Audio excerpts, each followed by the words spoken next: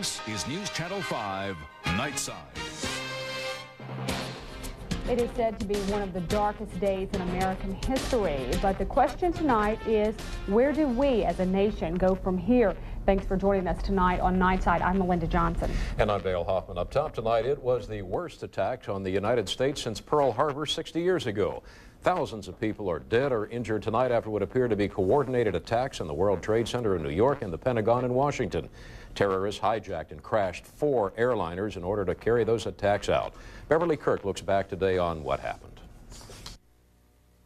Hijacked airliners, 2 of them, slam into the World Trade Center in New York.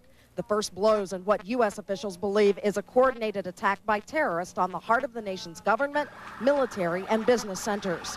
Tonight, President Bush addressed the nation. Thousands of lives were suddenly ended by evil, despicable acts of terror. After the hijacked American and United Airlines planes hit the Trade Center, the twin 110-story towers collapsed.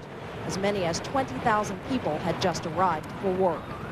Almost simultaneously, another hijacked American plane nosedives into the Pentagon, resulting in an undetermined number of casualties. A vicious, well-coordinated, a massive attack against the United States of America. A 4th hijacked plane, another United flight, crashes in western Pennsylvania. Scores of government and corporate buildings across the United States are evacuated, including the White House, the Capitol, and other major centers of government. Airports are shut down.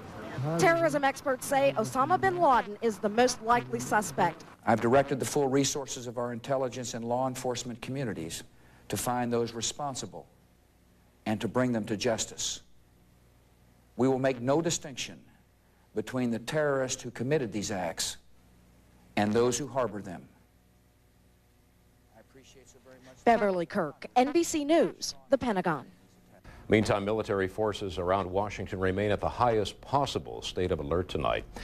Well, back here, nervousness over what happened today has turned into gasoline lines at some stations around Alexandria and Pineville.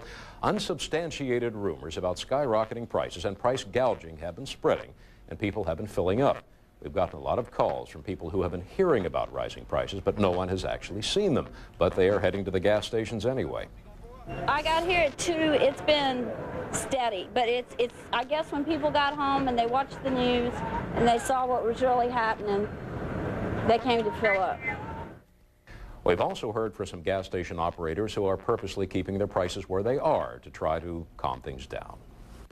And shortly after the devastating acts, Alexandria Mayor Ned Randolph met with city officials to discuss their concerns. At the same time, security was being heightened at the U.S. Federal Courthouse and the Bankruptcy Courthouse in downtown Alexandria. Well, it's something that I don't think that any of us expected in our lifetimes. This is an attack on the United States of America, and it hadn't happened really since Pearl Harbor in 1941. So it's grave. I would ask all of our people, all of our citizens, to pray for our president and to pray for our leaders to help us through this. I would also ask people in our community to give blood. And because of the magnitude of what happened back east, thousands around the country will have been and will be affected. Now, 2 of those are people, a former News Channel 5 employee and a Columbia University law student from Louisiana, both of whom are living in Manhattan. Now, both are okay tonight and talk to us about this morning's attack. I had never seen anything like that, and at first it was just like a big plume of smoke, and I thought it was another maybe mini explosion, and the smoke started to clear, and there was no building standing there, and there's only one of the twin towers, and I've never seen anything, you know, so much destruction in my life. And it's just something that I know the people in New York are just devastated, because the Twin Towers is one of the, I guess you would call the icons of the city. Every picture you see, every skyline is there. And to see just one of them and then 15 minutes later, neither one standing, it was awful. The city's handled itself remarkably well. There's been no violence. There's been no looting. Everyone's kind of listened to what the police have said and stayed away from lower Manhattan.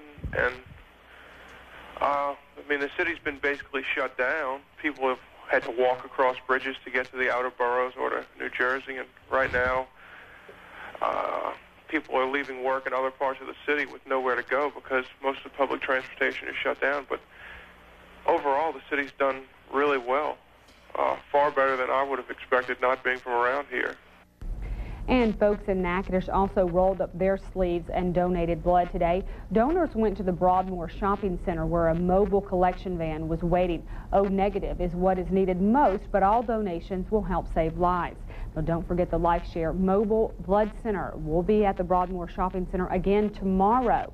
Now, City Hall has also wanted us to pass along some information. All city offices will be open for business tomorrow in Natchitoches. Well, the outpouring of support here locally in the wake of what happened back east has been nothing short of overwhelming. Hundreds of people flocked to LifeShare Blood Center on Coliseum Boulevard in Alexandria today to donate blood. We're told that all types of blood are needed, and tonight there are still people waiting in line to donate. LifeShare workers told us they are not taking any more donors tonight. Only those who have already registered will be allowed to give blood. Workers will remain at the center until probably midnight, and then they'll close for the evening. But remember, tomorrow the doors open at 8 o'clock sharp. The mall will also be open at noontime, and you can also donate blood at Cabrini Hospital in the terrace room from 9 to 4:30. And at Pine Prairie High School from 7 o'clock tomorrow morning until 4 o'clock tomorrow afternoon if you'd like to donate. And I want to make a note, you can go to LifeShare Blood anytime, really, to donate, but of course they really need it now. Well, the stock markets will be closed at least through tomorrow, and back here, local financial institutions really don't know the full effect of today's events in New York City, but plan to keep their clients informed as much as possible. Local branch offices will be open for business tomorrow to try to answer as many questions as they can. Security at Alexandria International Airport has been heightened, and as elsewhere in the nation, all flights in and out of the city have been canceled. News Channel 5's Tama Ponton has more on the security measures and just what's being done. The Alexandria International Airport closed down Tuesday morning at around 8:30. Airport officials say all the required security measures are in place, and the airport will remain closed until they receive word from the FAA. This time, all flights are canceled across the nation, and right now, the only individuals that need to be at the airport are the people, authorized individuals. Rapides Parish Sheriff's deputies say they are not stopping or delaying any traffic in or out of the airport. Louisiana State Police are on standby, but troopers are quick to point out that there has been no threat to any target in Louisiana. And all of our troopers have been placed on standby. We've mobilized some additional troopers in the event that there is a need for us to support other agencies, such as any federal agency or a state agency. And of course, all of our state buildings have been placed on a heightened state of awareness, and the security around them have been heightened. The U.S. Federal Courthouse in Alexandria was also evacuated and closed.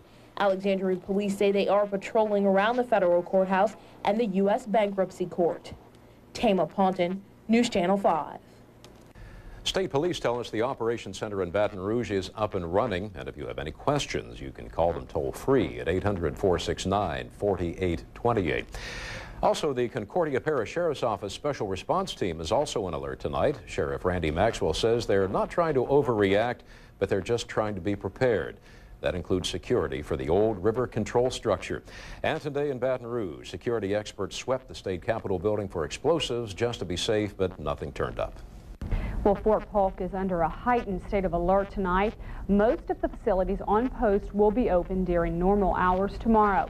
That includes the community hospital, the post exchange, the commissary, and Fort Polk schools will all be open. Now, MPs will be at every gate and every ID will be checked. Well, for about 3 hours earlier today, the Greyhound bus station was closed down and buses stopped running. Greyhound employees say they suspended service from about 9 this morning until 1 this afternoon. Employees say there were some delays, but the buses are back on schedule. However, if you're planning on traveling to the northeast, you should call the station. Now, there is no service beyond Richmond, Virginia. Stranded bus passengers told us they don't know where to go or what they're going to do. Right now, we have no place to go, and the buses they not moving at all. They turning back. They won't go back. They won't go forward. I guess I'm gonna try to go back home. I mean, I can't get to where I need to go. I need to find another way to get there. I think people need to realize that as much of an inconvenience as they may have, there is a threat, there is a danger going on right now, and you know, the president, the government's doing what they feel is necessary to protect the American people. And here are a couple of other bits of information to keep in mind. Classes have been canceled at NSU's campus in Leesville and Fort Polk. They were canceled today, but they will resume tomorrow. And the Pineville City Council meeting for tonight has been postponed. We'll bring you up to speed on when that's been rescheduled. And the junior high school football jamboree at Ash was also canceled. We'll have more on that tonight in sports. Well, the Alexandria Mall was closed earlier today after those terrorist attacks back east. Mall officials decided to close the shopping center because of security concerns and out of respect for the families and the victims of those attacks. As far as we know, the mall will return to normal business tomorrow. I think 12 o'clock I have heard. We'll try to confirm that, but we think it's going to open up at noon tomorrow. Well, let's lighten up just a little bit if we can. Tom is in the Weather Center to tell us what we can expect for Wednesday and through the week. Tom? Let's take a look at current conditions. We're nice right now, mostly fair sky, 77 degrees, relative humidity is 66%. A light northeast breeze for us tonight. The pressure is 3007 and rising, and no rain for the day. Of course, glorious weather does continue. Let's look at the planner for tomorrow. This is your forecast at specific important times during the day. Getting us up in the morning, going to work and school, a nice, pleasant temperature of 64 degrees, a light north wind. No rain chances early, and then as we go through noontime, still no rain chances. A north-northeast breeze at 6 to 14, temperature rising to about 84 degrees with a few clouds, but mostly sun, and then a few clouds, mostly sun there by 5 o'clock, temperature into the upper 80s. So the afternoons are continuing warm, but the nights and early mornings are very nice. North-northeast breeze at 6 to 14 continuing, and got those rain chances zeroed out for Wednesday, similar to today and yesterday. The radar track showing you the tropical depression number 8, which is, well, about 170 miles this side of Key West, Florida, in the southeastern Gulf of Mexico. We've been watching that unsettled area of weather for several days, finally developed a closed circulation, so it was called tropical depression number 8 for the day. Again, some convection associated with that, but around here, nothing going on as far as rain showers and thunderstorms, and probably tropical depression number 8 can stay out of our forecast. Look, it's going to kind of meander around the eastern Gulf for a few days and then head back north or northeast. Looking at the satellite pictures, again, not much in the way of clouds here. We saw a few high clouds today, but the most widespread cloudiness over to the southeast of us across Florida, and some cloudiness across Texas during the night. But again, that has fizzled out or moved out.